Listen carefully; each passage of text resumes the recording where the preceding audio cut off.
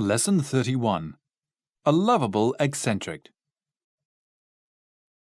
True eccentrics never deliberately set out to draw attention to themselves. They disregard social conventions without being conscious that they are doing anything extraordinary. This invariably wins them the love and respect of others, for they add color to the dull routine of everyday life.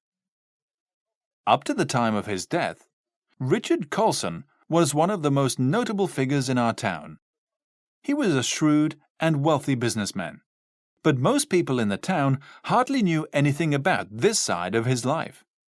He was known to us all as Dickie, and his eccentricity had become legendary long before he died. Dickie disliked snobs intensely. Though he owned a large car, he hardly ever used it, preferring always to go on foot. Even when it was raining heavily, he refused to carry an umbrella. One day, he walked into an expensive shop after having been caught in a particularly heavy shower. He wanted to buy a £300 watch for his wife, but he was in such a bedraggled condition that an assistant refused to serve him. Dickie left the shop without a word and returned carrying a large cloth bag.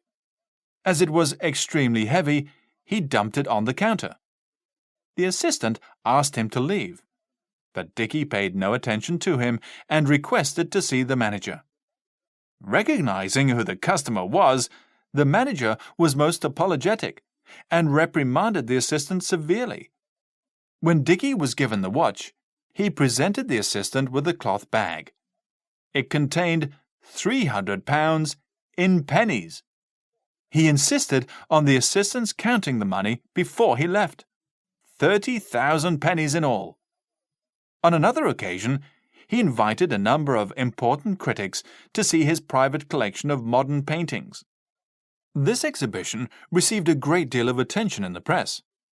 For though the pictures were supposed to be the work of famous artists, they had in fact been painted by Dickie. It took him 4 years to stage this elaborate joke, simply to prove that critics do not always know what they are talking about.